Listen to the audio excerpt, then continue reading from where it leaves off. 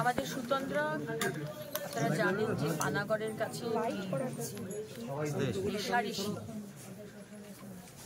Accident বলবো না, murder বলবো। মাত্র 26-27 বছর বয়সী একটি ব্রাইড, আমাদের ছোট বোনকে আমরা হারিয়েছি, ঠিক যেভাবে অভয়াকে হারিয়েছিলাম 1 বছর আগে, আবার সুতন্দ্রাকে হারাতে হলো। সুতন্দ্রার মায়ের সাথে আমি গতকাল রাত্রেই কথা বলেছি। উনি কথা বলার মতো জায়গায় ছিলেন না, কিন্তু তাও অত্যন্ত শক্ত আমি ওনাকে সেলিউট করি।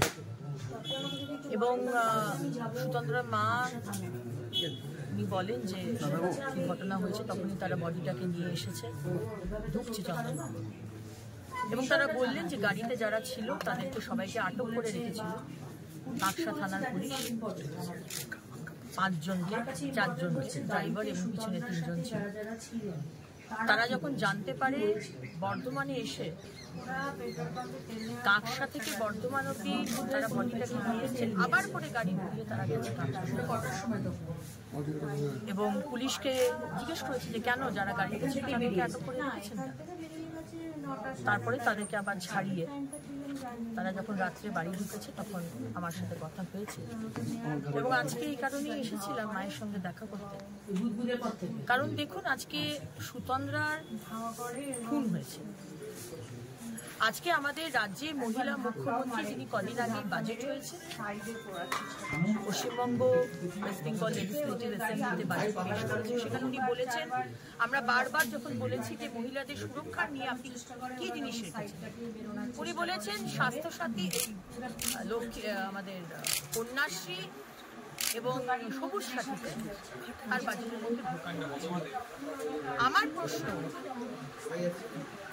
আপনি তার মানে কি বলতে চাইছেন যে আজকে সুতন্দ্রার মতো মেয়েরা, আমরা যারা বাবা মা আমাদেরকে মুখে রক্ত উঠিয়ে পড়াশুনো করিয়েছে, যোগ্য বানিয়েছে, আমরা রাতের বেলায় কাজ করতে বেরোবো না?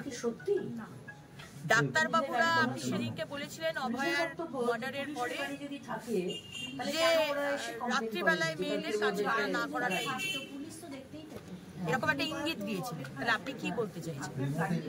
তাহলে আমাদের মতো মহিলারা যারা ডাক্তার, যাদের রাত্রিবেলায় কল সেন্টারে কাজ আছে, যারা সুতন্দ্রার মতো সারা দেশে কাজ করে বেড়ায় ইভেন্ট ম্যানেজার হিসেবে, আমরা রাত্রিবেলায় কাজ করতে বেরোবো না কারণ এখানে কোনো ল অ্যান্ড অর্ডার নেই। আপনি কি তাই বলতে চাইছেন? আমার প্রশ্ন আপনার কাছে মুখ্যমন্ত্রী, যে আজকে হাইওয়েতে পুলিশ পেট্রোলিং কার থাকার কথা, বুদবুদে সুতন্দ্রা তেল ভরেছে, তারপরে সুতন্দ্রার গাড়িকে এই বাবলু যাদব বলে, তার গাড়িতে আরো অনেক ছেলে ছিল যারা মদ্যপ অবস্থায় সুতন্দ্রার গাড়িকে একবার সামনে একবার পিছনে এবং অশ্রাব্য ভাষায় গালিগালাজ দিয়েছে। তাহলে আপনার গাড়ির রাস্তায় যদি পেট্রোলিং থাকে, পুলিশ পেট্রোলিং ন্যাশনাল হাইওয়েতে, তাহলে তারা এটা দেখেনি কেন? কারণ পুলিশ পেট্রোল কার ছিলই না। যদি পুলিশ পেট্রোল কার থাকে তাহলে আপনি আমাকে সিসিটিভি ক্যামেরাতে দেখান। সুতন্দ্রার সামনে বসেছিল পুলিশ পেট্রোল কার, পুলিশ বলছে যদি পেট্রোল কার ছিল, যদি রেশারেশি করছিল, যদি ইনফ্রিজিং করছিল, বিরক্ত করছিল, তাহলে পুলিশের পেট্রোল কার ছিল, সেখানে দাঁড়িয়ে যায়নি। মিথ্যা কথা বলছে পুলিশ মন্ত্রী, আপনার পুলিশ মিথ্যা কথা বলছে। পুলিশ পেট্রোল কার ওখানে ছিল না। কি ধরা হয়েছে? ধরা হয়নি। আজকে তাহলে আমাদের সুরক্ষাটা কোথায়? রাত্রে আমরা ট্রাভেল করতে পারবো না? ট্রাভেল করলেই হামলা করে, ধর্ষণ করে দেবে, তিতি বিরক্ত করবে, গাড়ি অ্যাক্সিডেন্ট করিয়ে দেবে। আর তারপরে মুখ্যমন্ত্রী, আপনার পুলিশ ঠিক যেরকম অভয়াতে বিনীত গোয়েল তথ্য ধামাচাপা দেওয়ার চেষ্টা করেছেন, এই সুতন্দ্রার কেসেও আমরা দেখতে পাচ্ছি আসানসোল দুর্গাপুর কমিশনারেটের সিপি সুনীল কুমার, তিনিও ঠিক একইভাবে ধামাচাপা দেওয়ার চেষ্টা করছেন। মানে এই রাজ্যে এই চণ্ডীতলা থানার আইসি, আইসি না ওসি, যিনি গার্লফ্রেন্ডের সাথে দেখা করতে গেছিলেন, ডিউটি ছেড়ে তুমি গার্লফ্রেন্ডের সাথে দেখা করতে যাও, মস্তি করো, মচ্ছপ করো, কাজ করো না, গোষ্ঠীদ্বন্দ্ব মেটাও, তোলাবাজি করো, সব ঠিক আছে। তোমাকে কিন্তু মহিলাদের উপর অত্যাচার হলে ধামাচাপাটা দিতে হবে, এটা কিন্তু আগে করতে হবে, তবেই প্রমোশন হবে। এটাই হচ্ছে মুখ্যমন্ত্রী মমতা বন্দ্যোপাধ্যায় অলিখিত ইনস্ট্রাকশন। আমি তাই জন্য আপনার কাছে শুধু জানতে এসেছি বিষয়টা কি হচ্ছে, কারণ আমার কাছে সকাল থেকে বিভিন্ন রকমের রিপোর্ট আসছে। পুলিশ বলছে সুতন্দ্রাই নাকি ওভারটেক করছিল। ওভারটেকিংটা তখনই হচ্ছে যখনই ওদেরকে কাট করে কোনো মেয়েকে নামিয়ে নেওয়ার চেষ্টা করবে, তখন তো অবশ্যই করতেই হবে, বাঁচাতে, নিজেকে বাঁচাতে করতেই হবে।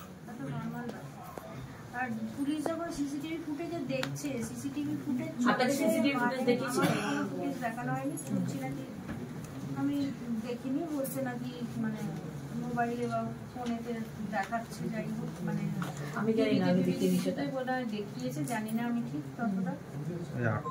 যখন সিসিটিভি ফুটেজে, যখন একটা সিসিটিভি ফুটেজ হয় তখন তো নিশ্চয়ই সেখানে মনিটরিং হয়, একটা মনিটরিং চলে। যখন দেখছে যে সিসিটিভি ফুটেজে দুটো গাড়ির মধ্যে আগু পিছু করছে, তখন কি হয়েছে সেটা পরের কথা। তখন তো পুলিশের উচিত ছিল যে গিয়ে আগে গাড়ি দুটোকে একদম ধরা, হ্যাঁ, যে কেন তোমরা আগু পিছু করছো, কি হচ্ছে, টিজিং হচ্ছে কি হচ্ছে, ইচ্ছা করে করছে কি অনিচ্ছা করে করছে, সেটা বড় কথা। একদম তখন তাদের কাজ হচ্ছে কি গিয়ে আগে গাড়ি দুটোকে আমি আটক করবো, করে থানায় নিয়ে আসবো যাদেরকে। এটাও যদি করতে হয় তখন মেয়েটা বেঁচে যায়।